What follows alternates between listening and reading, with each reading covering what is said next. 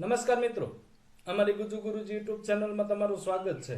મિત્રો, આમ તો શાળા ઉપયોગી માહિતી અને સરળ ભાષામાં સમજૂતી અવારનવાર અમારી વેબસાઇટ ઉપર મૂકવામાં આવતી હોય છે। અમારી ચેનલ દ્વારા આપ સુધી તમામ વિડીયો માહિતી રૂપે પહોંચાડવામાં આવે છે। તો આવો જ એક આજનો વિડીયો આપણે જોઈએ, જે શાળા છોડ્યાના પ્રમાણપત્ર એલસીમાં સુધારા બાબત। આપ સૌ જાણો છો તેમ અંગ્રેજી અને ગુજરાતી બંને ભાષામાં શાળા છોડ્યા પ્રમાણપત્ર આપવાનો જે પરિપત્ર થયો હતો તેનો વિડીયો પણ અમે અમારી ચેનલ ઉપર મૂકેલો છે। આ પરિપત્ર છે એ સમગ્ર શિક્ષા આપણો જે ગાંધીનગર દ્વારા રજૂ કરવામાં આવ્યો હતો। જે પરિપત્ર તારીખ 9/6/2025 રોજ શાળા છોડ્યાના પ્રમાણપત્ર બાબત પરિપત્ર થયો હતો, આપ સૌ સુધી પહોંચી ચૂક્યો જ છે। આ એક રિમાઇન્ડર રૂપ વિડીયો છે, જેમાં ખાસ કરીને બાળકોના નામ માટેનું જે કાંઈ પરિપત્રના વિષય અને સંદર્ભમાં આપણે વાત કરીએ તો એલસી એટલે કે શાળા છોડ્યા પ્રમાણપત્રમાં વિદ્યાર્થીના નામ લખવાની પ્રથા છે એ નિર્ધારિત કરતો પરિપત્ર છે, જેમાં ખાસ કરીને ગુજરાત માધ્યમિક અને ઉચ્ચતર માધ્યમિક શિક્ષણ અધિનિયમન 1972 છે તેના અનુસંધાને મુંબઈ શિક્ષણ અધિનિયમનના આધારે આ પરિપત્ર રજૂ કરવામાં આવ્યો હતો અને તમામ સરકારી દસ્તાવેજોમાં નામની એકરૂપતા જળવાઈ રહે તેવા હેતુસર શિક્ષણ વિભાગ દ્વારા આ પરિપત્ર રજૂ કરવામાં આવ્યો હતો। તેના મુખ્ય ફેરફાર અથવા તો નવો નિયમ શું છે તો કે હવેથી વિદ્યાર્થીનું આખું નામ લખતી વખતે અટક, જેને સરનેમ કહીએ છીએ, તે નામના અંતે લખવાની રહેશે।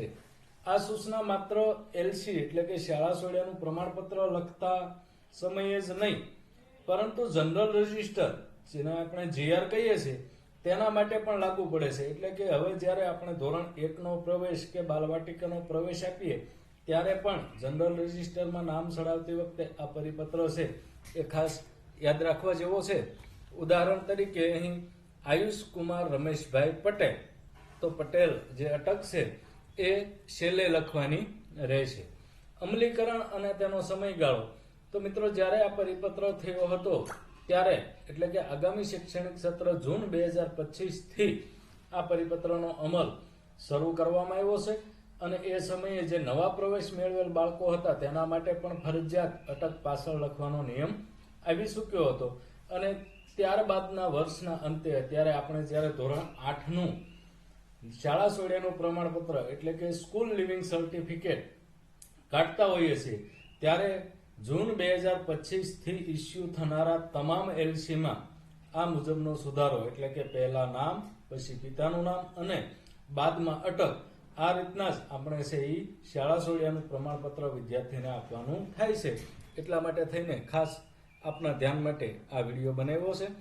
આવી શાળા ઉપયોગી માહિતી માટે અમારી ચેનલને સબસ્ક્રાઇબ કરી રાખો। આગળ જોઈએ તો મહત્વનો ફેરફાર, તો કે અત્યારે આપ સૌ જાણો છો તેમ અપાર આઈડીનું કામ ખૂબ જ જોરશોરથી ચાલી રહ્યું છે, ત્યારે અપાર આઈડી અને આધાર કાર્ડ સાથે નામનું મેપિંગ સરળ બને, વિદ્યાર્થીને શિષ્યવૃત્તિ કે અન્ય ઓનલાઈન સેવાઓમાં મુશ્કેલી ન પડે, આ માટે તમામ સ્તરે નામની એકરૂપતા માટે થઈને આ પરિપત્ર છે એ શિક્ષણ વિભાગ દ્વારા બહાર પાડવામાં આવ્યો હતો। તો આવી માહિતી માટે અમારી સાથે જોડાયેલ રહેવા ચેનલને સબસ્ક્રાઇબ કરી રાખો। આપ સૌનો ખૂબ ખૂબ આભાર।